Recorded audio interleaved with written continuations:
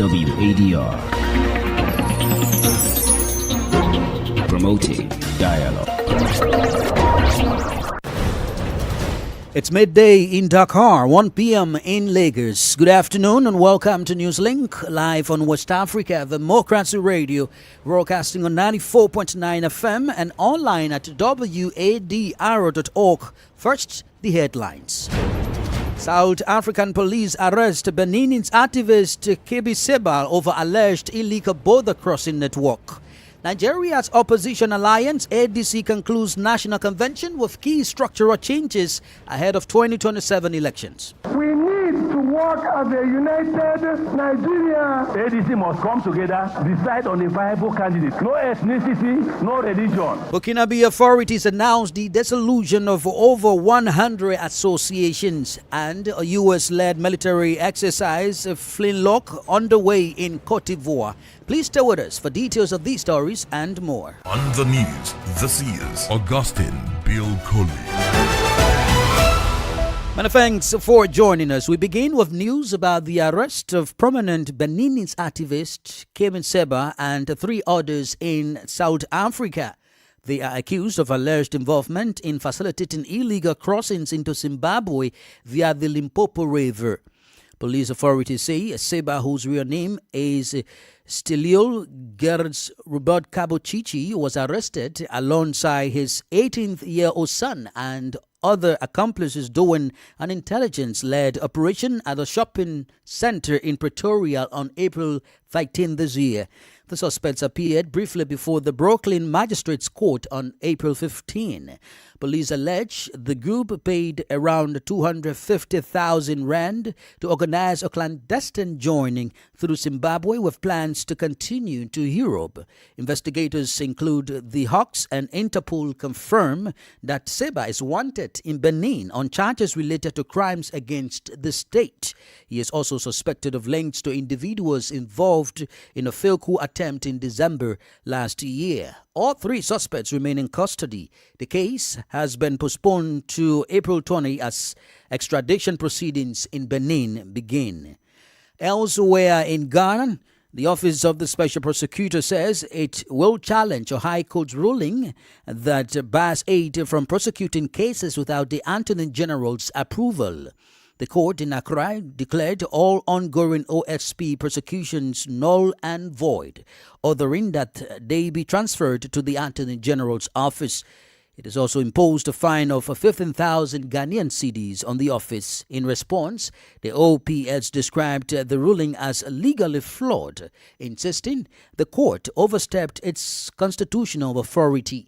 WADR's Nadia Titi has the rest of the details. On Wednesday, April 15, an Accra High Court, presided over by Justice John Eugene Yedunyante, ruled that the Office of the Special Prosecutor, OSP, cannot undertake prosecutions without recourse to the Attorney General. The court based its decision on Article 88 of the 1992 Constitution, which vests prosecutorial authority solely in the Attorney General. The ruling followed an application by one of the defendants in an ongoing case, Peter Archibald Hyde, who challenged the legal mandate of the OSP to prosecute criminal matters. In an immediate response, the OSP criticized the decision, arguing that the High Court had exceeded its jurisdiction. In a statement issued shortly after the ruling, the anti-corruption body indicated that it had begun processes to challenge the decision at the appropriate forum, insisting that only the Supreme Court has the authority to declare provisions of an Act of Parliament unconstitutional. Meanwhile, reactions have been mixed. Law professor at the University of Ghana, Kwejo Apejetia, expressed disappointment over the ruling, but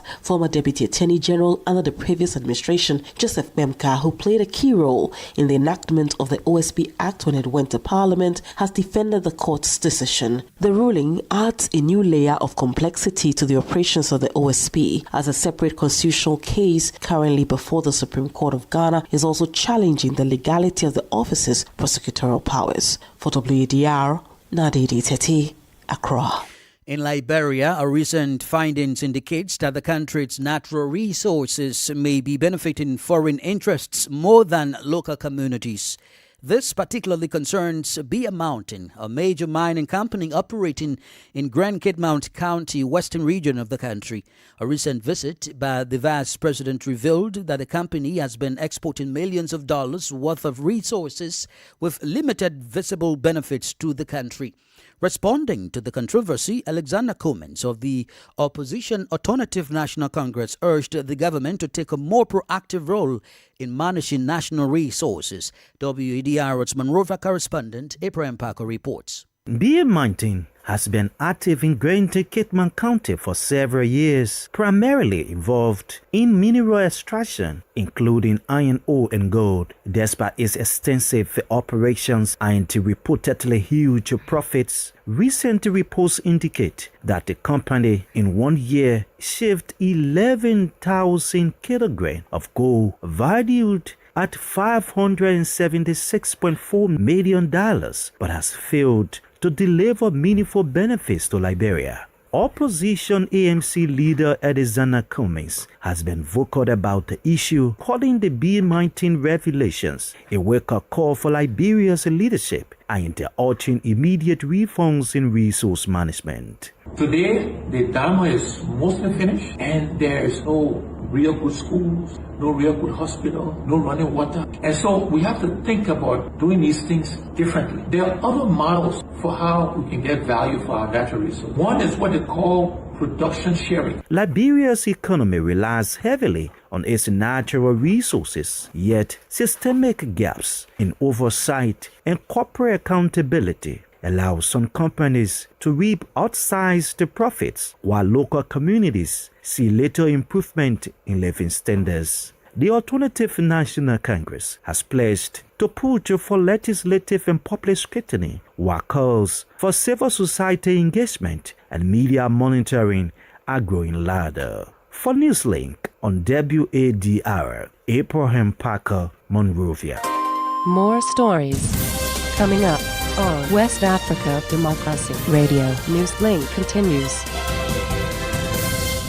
Now to Nigeria, where opposition politics may be entering a new phase as the African Democratic Congress concludes its national convention with key structural changes. The party says the move is designed to strengthen its position ahead of the 2027 general elections. Our Abuja correspondent, Chez explains the details.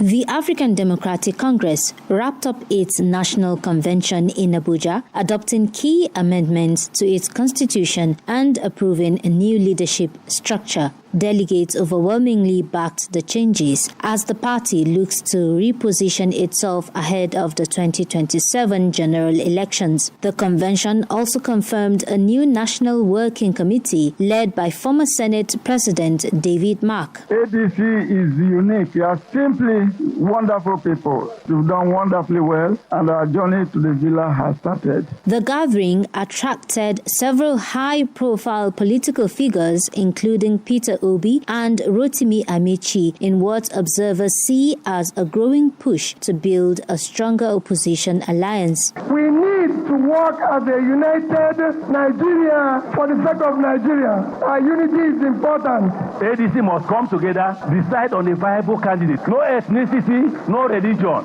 If you do ethnicity, we are back to square one. It's ethnicity and religion that brought you here. Party leaders say the reforms covering membership rules and internal organization are designed to make the party more inclusive and equally competitive. Despite earlier internal disagreements, stakeholders described the outcome as a significant step towards unity and a stronger platform ahead of the next elections. For WADR, Chez in Abuja. In Burkina Faso, authorities have dissolved 118 associations. The announcement about the dissolution was contained in a statement by the Minister of Territorial Administration released on Wednesday, April 15th. The reasons for the decision have not yet been made public. Atiawin Mbila has the details of this report. The statement released on Wednesday evening confirmed the immediate dissolution of 118 associations as of the date the directive was signed. The groups operated across multiple sectors. These include human rights, civic engagement, health and social services, environment, the media landscape, trade unions, and politics. No explanation was given by authorities in Ouagadougou for the decision. The affected associations are now barred from operating anywhere in the country, and the government warns that any violation will be subject to penalties under existing laws. This move comes after an earlier decision targeting political parties approved by the Council of Ministers on January 29 and later endorsed by Parliament on February 9. The government says these reforms are aimed at rebuilding the state, strengthening national unity, and reshaping political governance in Burkina Faso. At the time of filing this report, the affected associations had yet to issue any counter-statement. WDR's Martin Kabat's report from Ouagadougou, voiced by Atiwin Mbila. Crossing over to the Gambia, tensions between the government and the media are escalating following remarks by the information minister dismissing an ongoing boycott by journalists. Speaking at the monthly press conference, Dr. Ismaila Cisse said he prefers quality over quantity in media engagement, indicating a preference for a few established outlets over smaller ones he considers less influential. The comments made against the backdrop of disagreements over proposed media regulations have sparked a strong backlash from media professionals and rights groups in the country. WDR's Sandona Mendy completes the story. Concerns are growing over proposals that would introduce mandatory registration for media practitioners and online influencers, a move critics say could undermine freedom of expression. At the government monthly press conference, Information Minister Dr. Ismaila Cisse defended the initiative, saying he supports a quality over quantity media engagement. This comment has since triggered public debate. Modi Diouf, Secretary General of the Gambia Press Union, voiced concern over the minister's position. The minister's comments represent a lack of will to listen to the numerous concerns of media stakeholders. Civil society actors have also warned that the proposal could have far-reaching consequences. Human rights activist Madi Jobate. The media information communications is a huge sector, and there needs stability and progress in that area. And the person in charge of that area, if he wants to be combative, there's nowhere in the world, in a democracy, where government survives in fighting the media. Media stakeholders have similarly raised objection, particularly to provisions requiring the registration of journalists and influencers. I believe it is to suppress the press and the media and also a threat to freedom of expression. We shouldn't even entertain such law to be brought back because we all know what we faced in the past. The International Federation of Journalists has backed the Gambia Press Union, rejecting any move that would empower the state to register, suspend or revoke license of journalists, media organizations or social media users. The standoff continues with increasing calls for dialogue to resolve the dispute and safeguard press freedom in the country. For Newslink on East Africa Democracy Radio, Sangdana Mendy reporting from Banjul. Now, in talking security, Cote d'Ivoire is hosting the 2026 edition of Finlock, a large-scale military exercise. Considered as one of the biggest counter-terrorism drills on the African continent, the exercise brings together dozens of countries with a shared objective. This includes strengthening cooperation in the fight against the terrorist threat in the region. Sankula Janko has the details. Flintlock 2026 is underway at the Jacqueville military base, which is hosting the Operations Command Center. For the next 2 weeks, special forces from around 40 countries will be taking part in the exercise coordinated by the United States Africa Command, or US AFRICOM. The objective is to strengthen interoperability between African armies and their Western partners. Lieutenant Colonel Thomas Daninford, defense attaché at the U.S. Embassy in Cote d'Ivoire, says the exercise carries strong expectations. Thanks to your efforts and your full commitment over the past years in Amsterdam, Budapest, Abidjan, Tampa, and in all your respective headquarters, this exercise will be a real success. On the ground, Ivorian authorities are welcoming what they describe as a strong level of participation. Colonel Kichafulwori Sekongo highlighted a shared commitment to enhance peace, collective security, and strategic partnerships. This edition is particularly important as it marks the completion of a 2-year planning and training cycle, culminating in this exercise involving the deployment of tactical units in the field. Beyond its military dimension, Flintlock 2026 also reflects a broader geopolitical context. Through AFRICOM, the United States is reinforcing its security presence in Africa at a time of growing terrorist threats across the region. A report from Marcel Arostom Blay in Abidjan, voiced by Sankole Janko. You are listening to Newslink on West Africa Democracy Radio, broadcasting on 94.9 FM, Dakar, Senegal, and online at wadr.org. Here is a reminder of our top stories. South African police arrest Benin's activist Kemin Seba over alleged illegal border crossing network.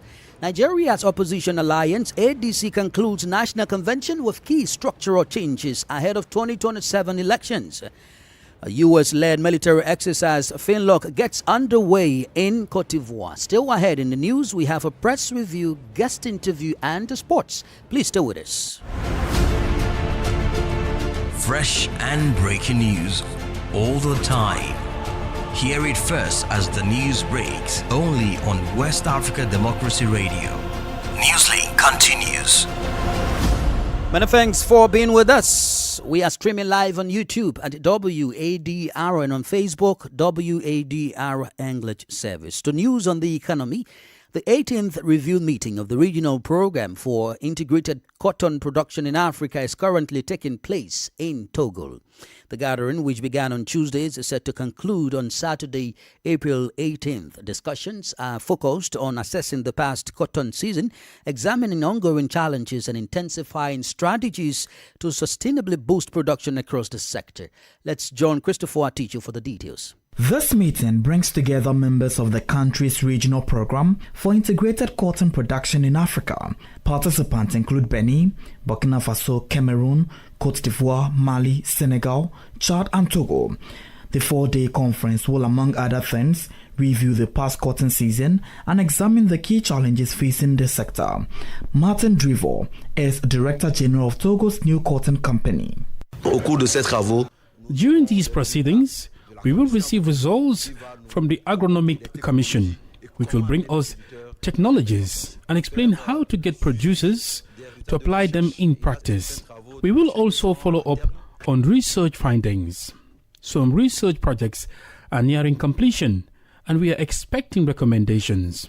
Others are at an intermediate stage, and we will need to make recommendations for the continuation of this research. This meeting allows us to take stock of both the production and research sides.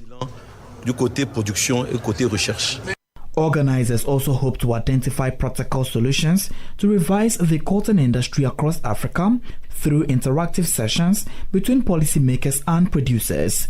Tete Awuku, president of the regional program for integrated cotton production in Africa, explains. Over the next 4 days, there will be presentations and workshops aimed at consolidating everything that has been tested over the course of the year. Climate change is having a major impact on cotton production and agriculture in general. It is therefore important that we work, for example, on drought-resistant seeds and on products that help control pests. At NSCT, this year, we slightly adjusted our input package, which has led to a better pest protection for cotton, resulting in significantly improved cotton quality. At the end of the 4-day meeting, a set of recommendations is expected. These will help guide agricultural policies, strengthen research programs, and improve overall cotton production performance across the sub-region. Christopher, our teacher, reporting there. This is the newspaper review. Stay abreast and find out what the top stories are in your country. This is the newspaper review. The newspaper review. Let's rejoin Nadid in Accra for the press review. To start off with the Daily Guide newspaper front page, OSP has no power to prosecute. High Court rules stop state-sponsored harassment, NPP to government.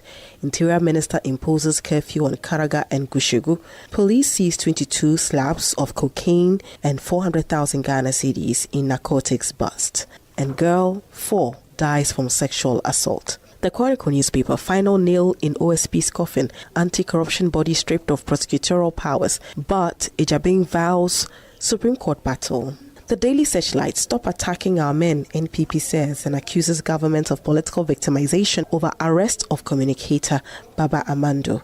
The National Enquirer, Mahama says free primary health care to complement NHIS, not to replace it. NPA extends anti-fuel siphoning campaign to Kumasi. Western Regional House of Chiefs honors Land Minister Emmanuel Amakofi-Boa. And Ibrahim Mahama funds $15,000 brain surgery for Ganasco student. The Archives newspaper, High Court orders Iyoko to withdraw wanted notice against Council of State member Dr. Kwame Atokble and Sesi Edem directors. The Dispatch newspaper, Mahama cautions against late-night eating as Ghana tackles non-communicable diseases crisis. 6 leading members battle to be national chairman of the NPP. Who wins? We'll end with the BNFT front page. Overhaul sovereign debt framework. BOG governor urges IMF. And Bank of Ghana governor Isiama calls for urgent global reforms. That's it for the newspaper review segment. It's back to you in the studio. Now dedicated there with the press review from Ghana.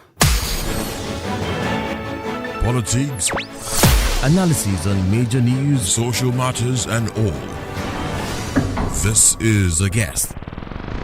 Well, our guest this afternoon is Damilare Ebenezer, a regional political expert. He weighs in on the recent national convention conducted by Nigeria's opposition party, the African Democratic Congress, which resulted in key structural changes. The party says the move is designed to strengthen its position ahead of the 2027 general elections. Here is Ebenezer's reaction.